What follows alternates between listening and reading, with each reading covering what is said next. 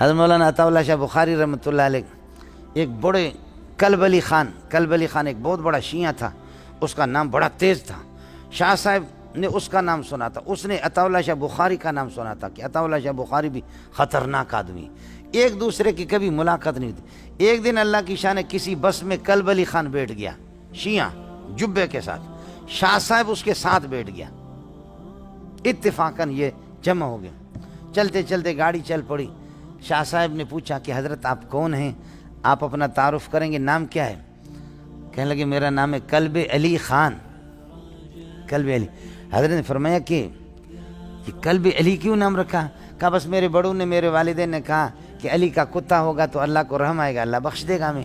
ہم علی کے تو کتے ہیں نا، سمجھے؟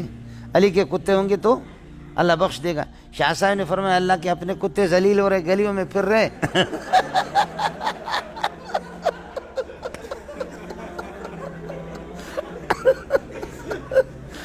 شاہ صاحب رحمۃ اللہ فرمایا کہ اللہ کے اپنے کتے گلیوں میں ذلیل ہو رہے، سمجھے؟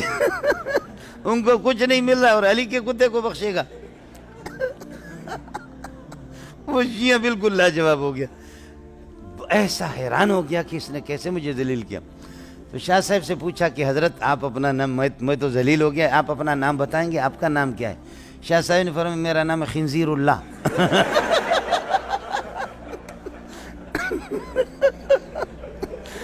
آپ کا نام کہتے میرا نام کیا ہے؟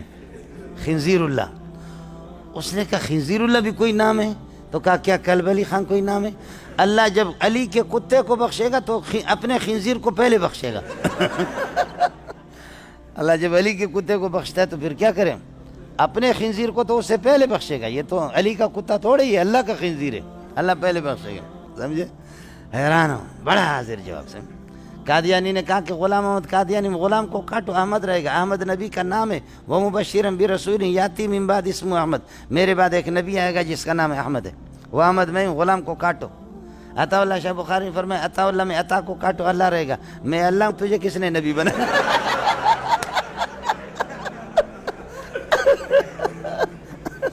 میں اللہ آپ کو نبی نہیں، آپ کو نبی نہیں بناتا تو پھر آپ کہاں سے نبی بن گئے؟ قربان جاؤں اپنے اکابرین پر، قربان جاؤں اپنے اکابرین پر. اکابرین ایسے ہو مولوی صاحب.